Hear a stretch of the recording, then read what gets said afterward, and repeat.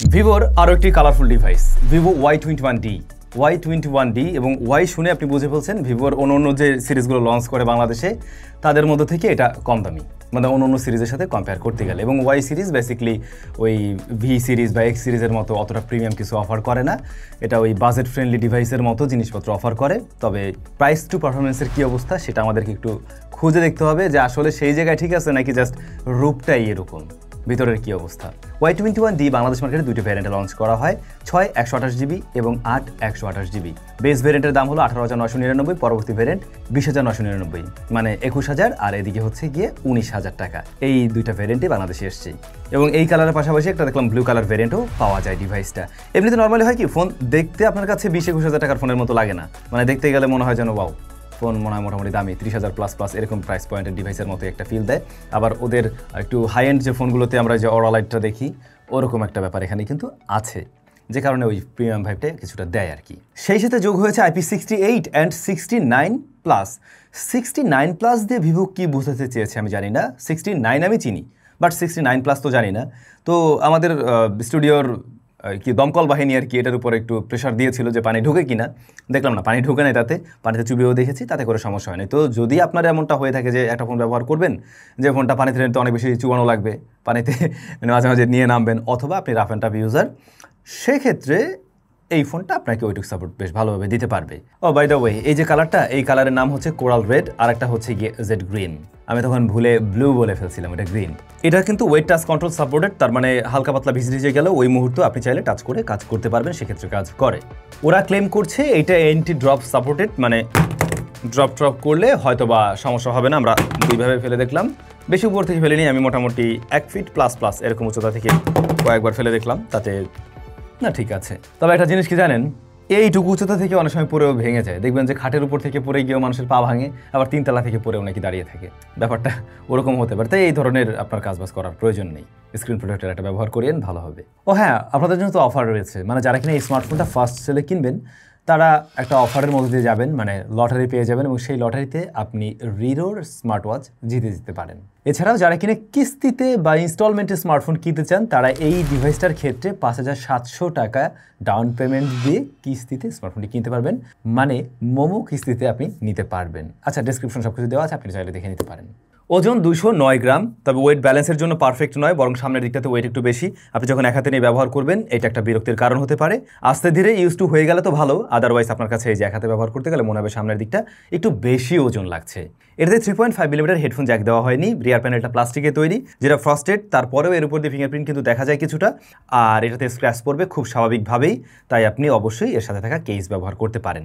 Under display fingerprint scanner কিন্তু এতে নেই, রয়েছে সাইড মাউন্টেড, যার পজিশন ঠিক আছে এবং এটা মোটামুটি ফাস্ট একুরেট রেজাল্ট দেয়। থিকনেস 8.39mm, ও বডি ফ্রেমটাও প্লাস্টিকে তৈরি। সুতরাং এইখানে যা দেখলেন সবকিছু একেবারে ওই 20-21,000 টাকা প্রাইস পয়েন্টের ফোনের মতো আমরা দেখছি, স্পেশাল তেমন কিছু আমরা পাইনি, বরং 3.5mm হেডফোন জ্যাকটা থাকলে ভালো হতো।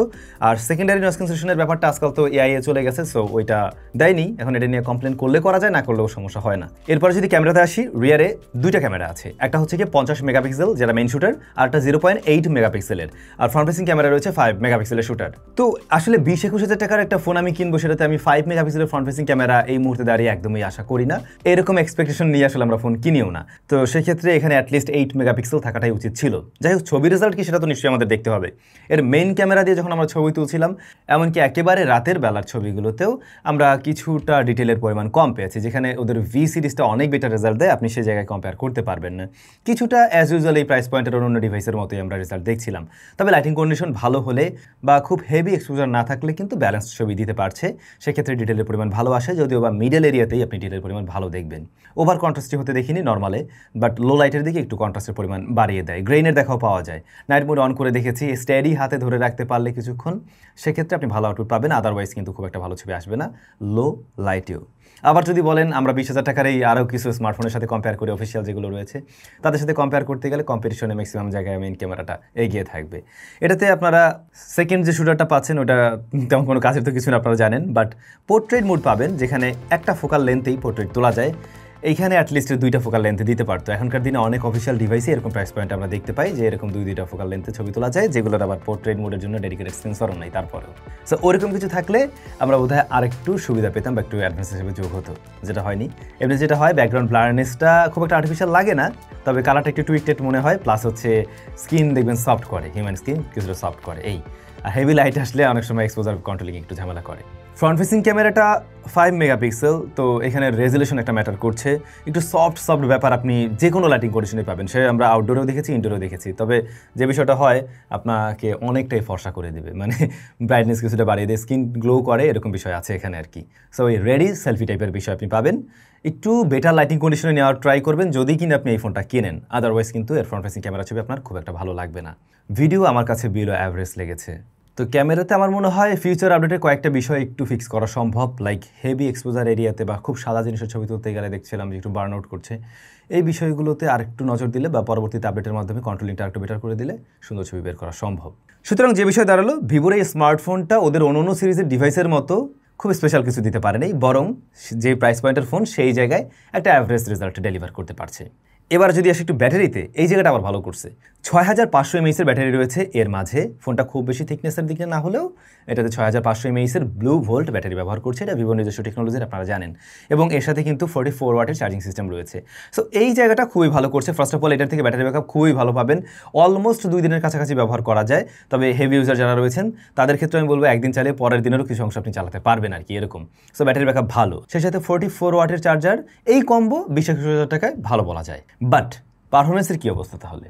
অ্যান্ড্রয়েড 15 রান করছে, কয়টা আপডেট পাবে এ ব্যাপারে আমি কোনো ধরনের তথ্য পাইনি। আমার মনেও হয় না যে এতে আসলে ওই ধরনের কোনো আপডেট আসবে, হয়তো সিকিউরিটি প্যাচ আসতে পারে। আর ফান্টাস ওএস 15 আছে, সেই সাথে বাংলাদেশ মার্কেটে পাওয়া যাবে 2টা ভ্যারিয়েন্টে, 828 628 জিবি, প্লাস এই ডিভাইসটাতে ইউনি এসওসি T606 রয়েছে।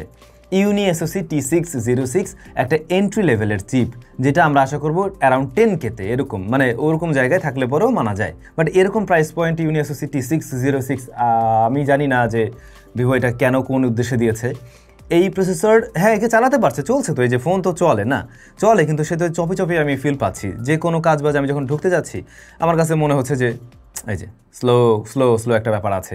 এই জিনিসটা হয়তো আপনি নোটিস করবেন যে খুব সুপার ফাস্ট গতি না, কিন্তু আবার হ্যাং করে বসে থাকে এরকম না, বা রিস্টার্ট করছে, রিবুট করছে, খুব অতিরিক্ত গরম হয়ে যাচ্ছে এরকম না, কিন্তু ওভারঅল সবসময় আপনার কাছে ওই স্মুথনেসের একটু ঘাটতি মনে হবে। তবে ওদের ইউআই ভালো, ইউআইয়ে ভেজাল কম, ইউআই ওই যে বাঘ ভালুকের দেখা কম, বাট দেখা আছে প্রচুর পরিমাণে ব্লোটওয়্যারের, যেগুলো আপনারা ফ্রিতেই পাবেন এই স্মার্টফোনের সাথে। সো প্রথম কাজটাই হবে এই ফোনটা হাতে পাওয়ার পরে এগুলো যদি প্রয়োজন আসলেই আপনার না হয় ঝটপট আনইনস্টল করে ফেলা। কিছু অ্যাপ তো আছে যেগুলো ব্যাকগ্রাউন্ডে অন হয়ে থাকে, সো ওইগুলো কিন্তু এই প্রসেসরের উপর আরও প্রেশার দিয়ে এই ফোনটাকে স্লো করে ফেলবে, এমনকি র্যাম। সো আপনি ওইগুলোকে আনইনস্টল করে নিতে পারেন। এখন প্রশ্ন হলো এই ফোন দিয়ে আমি কী কাজ করতে পারবো? ডে টু ডে লাইফের যে কাজবাজ 20K বা অ্যারাউন্ড 20K প্রাইস পয়েন্টে যারা ফোন কেনে তাদের ক্ষেত্রে যদি গেমিংয়ের আশা না থাকে, হেভি টাস্কিং করবেন এরকম ব্যাপার না থাকে, তাহলে কি করতে পারে? সে হয়তো সোশ্যাল মিডিয়া চালাবে, সে হয়তো ক্যামেরা দিয়ে মাঝে মাঝে একটু ছবি তুলবে, ভিডিও দেখবে, মিডিয়া কনজাম্পশন করবে, এই ধরনের কাজ সে খুব ভালোভাবে হ্যান্ডেল করতে পারবে, সমস্যা নেই। কিন্তু এই কাজগুলোই যখন আপনি একসাথে মানে বেশ কয়েকটা নিয়ে করতে যাচ্ছেন তখন দেখবেন যে একটু ডিলে করছে, একটা থেকে একটা যখন সুইচ করছেন সেক্ষেত্রে গিয়ে সময় লাগছে। র্যামটা 6GB এবং 8GB, এই জায়গাটা ঠিক আছে, 8GBটা নিতে পারেন যদি কিনা আপনার মাল্টিটাস্কিং একটু বেশি কাজ করার প্রয়োজন পড়ে, তখন ওইখানে একটু বেশি র্যাম হলে ভালো। কিন্তু ওইটার যে দাম 21,000 টাকা, 21,000 টাকা দিয়ে এই এসওসি যুক্ত মানে যে জিনিসটা আমার কাছে আসলে মানে প্রাইস টু পারফরমেন্স কোনোভাবে ঠিক মনে হয় না। সো সে জায়গা থেকেও ভাবতে পারেন আপনি। এখন নর্মাল ইউজেসে এটা খুব একটা গরম হচ্ছে না, ঠিক আছে। গেমিং করতে গেলে একদম 2D টাইপের যে গেমগুলো রয়েছে সেগুলো খেলা যায়, সেগুলো আমরা প্লে করে দেখছিলাম, ওগুলো প্লেয়েবল। এর বাইরে আপনি মানে বড় কোনো এক্সপেকটেশন নিশ্চয়ই রাখবেন না আশা করছি। সো পারফরমেন্স ওয়াইজ স্মার্টফোনটা অবশ্যই পিছিয়ে পড়ে এই প্রাইস পয়েন্টের ফোনের সাথে কম্পেয়ার করতে গেলে, কারণ আমরা এই প্রাইস পয়েন্টে হেলিও Z100, 200, তারপর হচ্ছে গিয়ে এদিকে Z99 এর মতো এসওসিগুলো পেয়েছি যেগুলো এর চাইতে বেটার। তবে ভালো লাগবে এর সাউন্ড কোয়ালিটি, কারণ এখানে স্টেরিও স্পিকার আছে, 2টা স্পিকার, এটা 2টা থেকে আসে, যদিও বা এটা বেশি লাউড, স্টিল বেটার মনে হয়। এই প্রাইস পয়েন্টেও অনেক ডিভাইস আছে যেগুলোতে আমরা 2টা স্পিকার পাই না, সেই জায়গায় উনি কিছুটা এগিয়ে থাকবে। এছাড়া ইয়ারপিসের সাউন্ড ঠিকঠাক আছে, তবে ওই যে কমতি দিয়ে ফেলছে ডিসপ্লেটা এমনিতে দেখতে কিন্তু বেশ কালারফুল, খুবই পপআপ টাইপের একটা কালার দেয়। অ্যাজ এ আইপিএস যথেষ্ট কালারফুল একটা ডিসপ্লে টু, বাট লোয়ার চিনটা অনেক মোটা, 500 কার্ডট আছে সেই জায়গা ঠিক আছে, কিন্তু HD+ রেজুলেশন সেটা কোনোভাবেই গ্রহণযোগ্য নয় এই প্রাইস পয়েন্টে। 20-21 হাজার টাকায় আজকাল কার্ভড অ্যামোলেড পাওয়া যায়, ফুল HD+ নয়, 1.5K রেজুলেশনের। সেই জায়গায় আমরা যদি একটা HD+ রেজুলেশন দেখি আইপিএস, যেটা খুবই দুঃখজনক। যখন আপনি কোনো ছোট কিছু দেখবেন তখন আপনার কাছে শার্পনেসের ঘাটতি মনে হবে, খুব স্বাভাবিক অর্থেই আপনি লেখাগুলো দেখতে গেলে আপনার মনে হবে এখানে শার্পনেস কম আছে।